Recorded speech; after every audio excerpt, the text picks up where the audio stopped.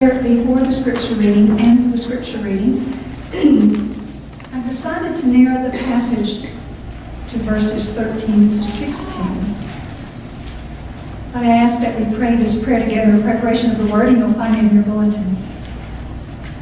Holy God, Word made flesh, let us come to this word open to be surprised.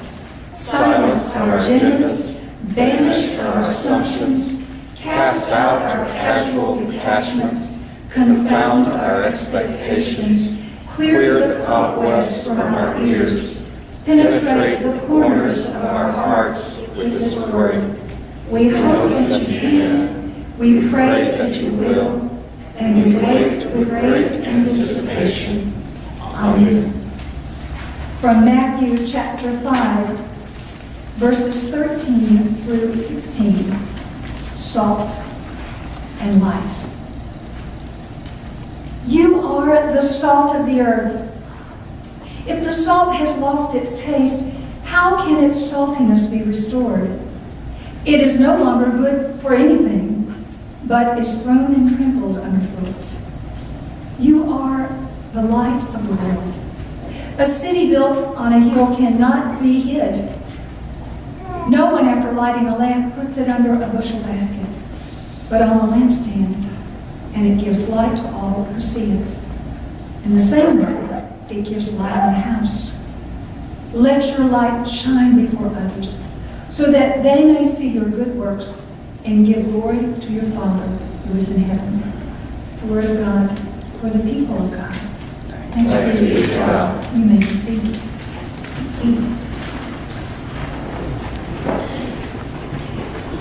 As today's story unfolds, we find ourselves back where we were last week, picking up with Jesus and his Sermon on the Mount. We got through those first 13 verses, if you'll remember, and those were called the Beatitudes, or what's another word for them? The blessings. We've just gotten through those. And on this particular day, if you can visualize this with me, there were no ushers who appeared to be doing a count of the crowd. All that we can do is try to imagine how many people were there. And we have the assistance of artists through the ages and film scores that have shown us images of throngs of people gathered on the hillside. The way that I imagine it, all the pews were filled and there was sitting room only, because the strange new prophet had come to town. Now, if we follow the text as Matthew tells the story, we might be surprised to see what a rookie Jesus is when he's preaching and teaching the sermon. If you look back, you'll remember that only 2 chapters before, Jesus was baptized by John, his cousin, and then only 1 chapter after that, he was sent out into the wilderness, as we talked about last week, to best the devil at his game. It's a long way from being a boy in the carpenter's shop to being the man who conquers demons in the desert, an itinerant preacher without a paycheck or a church parsonage or a housing allowance. And that's exactly what Jesus was. And most amazing of all, in Methodist vernacular, this rookie teacher, preacher, Jesus would just be in his first appointment. If we go with the story the way Matthew tells it, they just don't make starting preachers like that, or even finishing preachers like that anymore. Well, if you'll remember, Jesus was baptized by his unorthodox cousin, John, who was clad unusually so, and who was preaching a new kind of gospel out in the desert. Jesus seemed to have the same kind of cutting-edge personality about him. It's still in the honeymoon phase of his preaching. And every preacher will tell you, boy, you better enjoy that honeymoon phase as long as you can, because soon enough the church is not going to let you off the hook so easily. So it seems to me like Jesus, the cutting edge, had already taken the church to a new level. He was preaching outdoors. Again, you do that kind of thing in the first years of your ministry.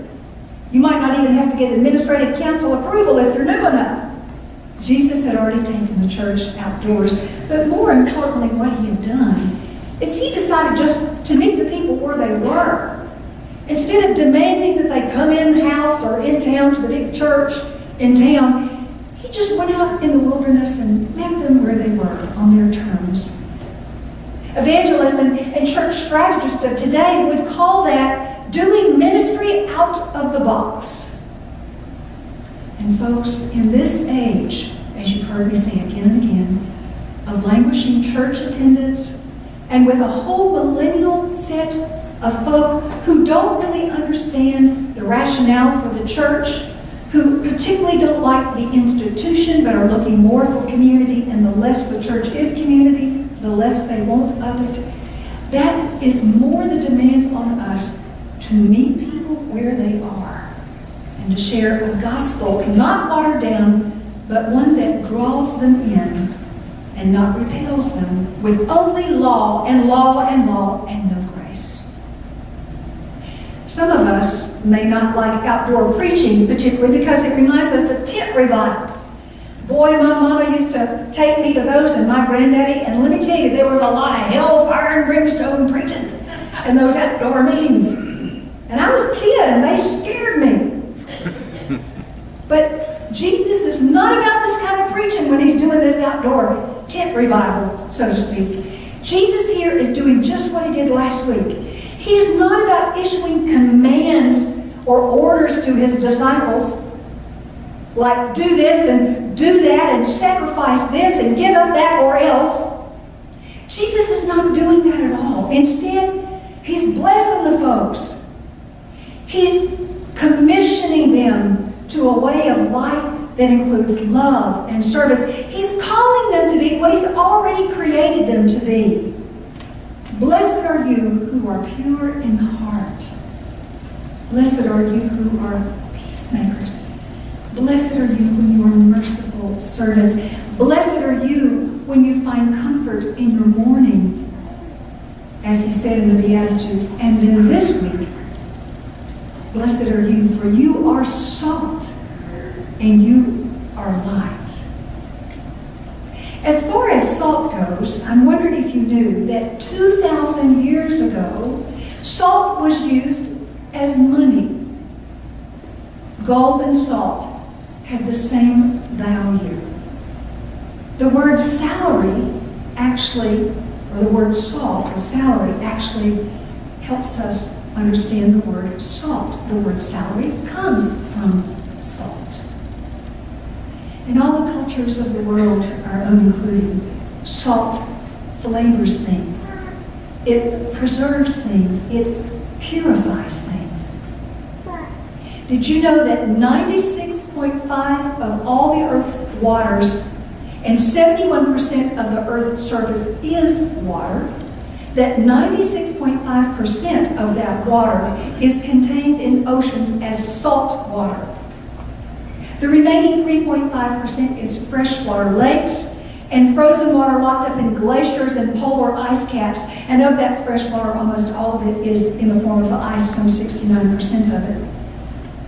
But most of the Earth's waters are contained in salt seas, and it sustains all kinds of life. All you need to do is spend some time with Alan to be reminded, if you didn't already know, that you spent the first 9 months of your lives, as did I, floating around in a sack of salty amniotic fluid. The human brain and spine is a sack of salt water called cerebral spinal fluid. And that liquid pulsates through the brain and through our spinal cord. When we cry, our tears are salty, and when we sweat salt. We already understand how vital salt is to life. And here, as Jesus continues his Sermon on the Mount, he just simply calls us to be what he's made us up to be.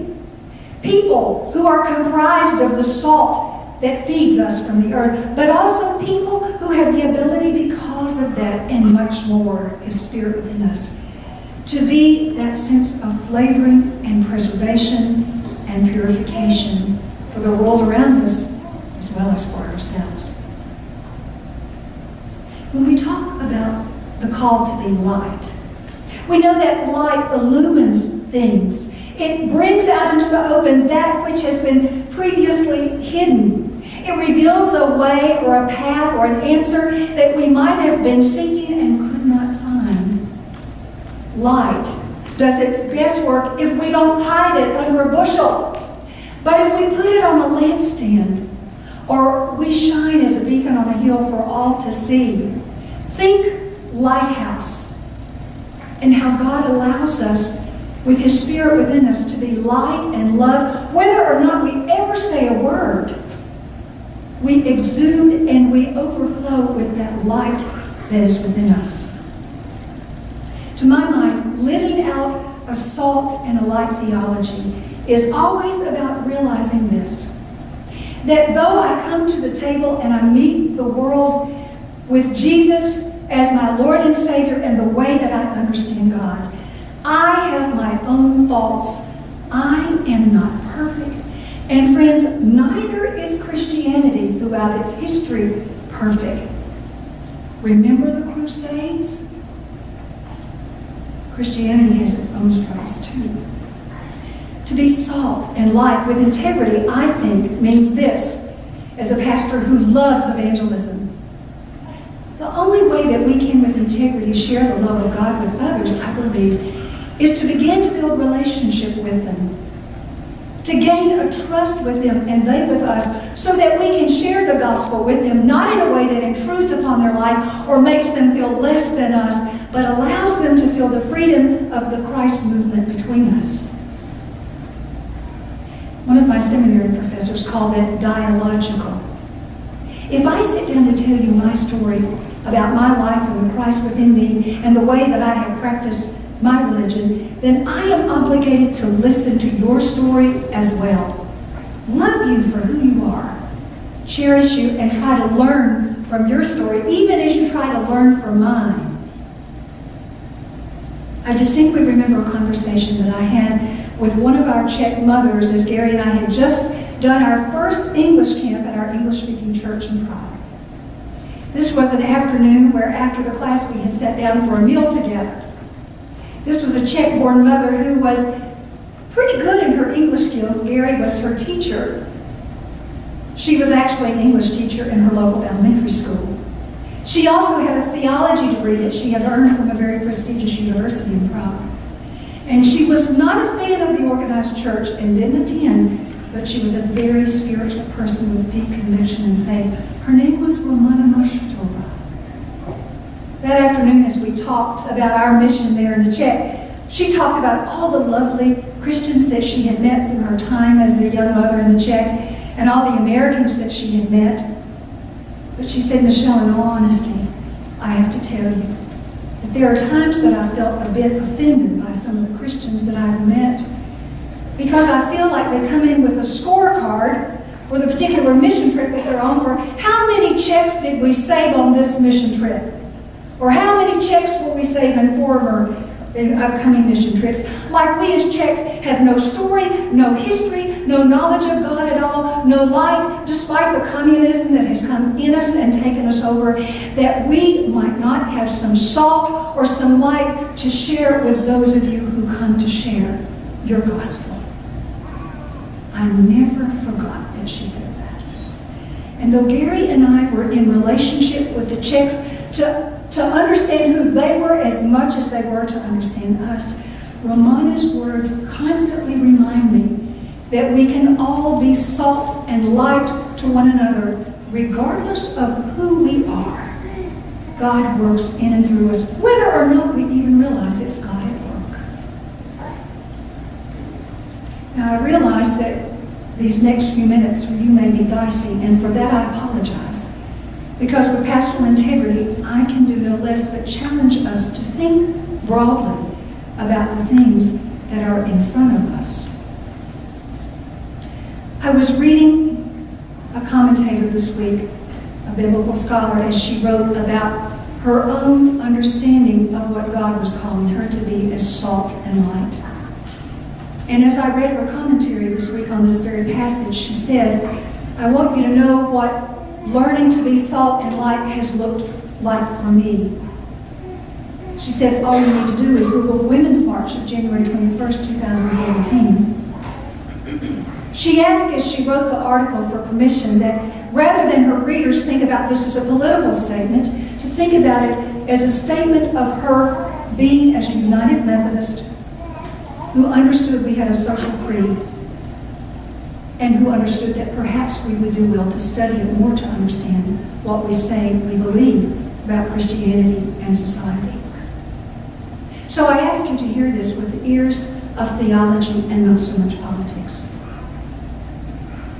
She said for her, as she marched in the Women's March, she felt the embodiment for the first time that she was truly trying to be salt and light to the world around her. Where Jesus said, just be the salt. Don't debate it. Don't second guess it. Be light. Don't wonder about it. Jesus doesn't say to think about it. He just says, you are the salt. You are the light, period. And she says this of the church. For far too long, especially in the church, many of us have allowed our light about anything that we have conviction for to be extinguished. And when that happens, the truth of the gospel and the truth of the light within us goes out, regardless of the topic. So she said, I marched for the gospel I believe in. The gospel that tells me I'm enough, that others are enough. The gospel that said God needs me and you to be salt of the earth as you understand it. For me, she said, the gospel encourages me to speak for those who I feel have been silenced or who have yet to find their voice. The gospel won't let me stand on the sidelines and not push out into the world. The gospel demands that I make all feel worthy or welcome despite my politics. This same gospel that allows me to march against what I think might be wrong is the same gospel that allows a woman or anyone to march for the right to life and the right of an unborn child, as well as those who march for the right to have control over their own body. Either way, the right to speak for the gospel as we understand it is available to each of us. The gospel, she said, is always a call to action. Not to sit on the sidelines and hope somebody else will speak for us, whether we're on the left or the right, but to speak as God gives us voice and gives us conviction, but to do so in Christian love. Salt and light, she says, are metaphors for vigilance. We no longer have the option of standing with the disciples as Jesus carries his cross and says, I don't know the man, for we do know the man. And it's his gospel as we understand it that we must preach. And then she zinged me as a pastor as she put forth this challenge for those of us who are preaching under any administration in the days ahead. Preaching in these times will declare, and it should at all times, an intentionality, a resolve, a commitment, not unprecedented but unique. Sometimes we make the gospel way too easy. The gospel is not just fluff. It demands something of each one of us, regardless of who we are. And for me to get up and just deliver to you that which is fluffy and beautiful and expect you to hang on to that word of grace and only a word of grace and not a word of challenge, to ask you in your own life, how do you blend politics with theology and your understanding of Scripture?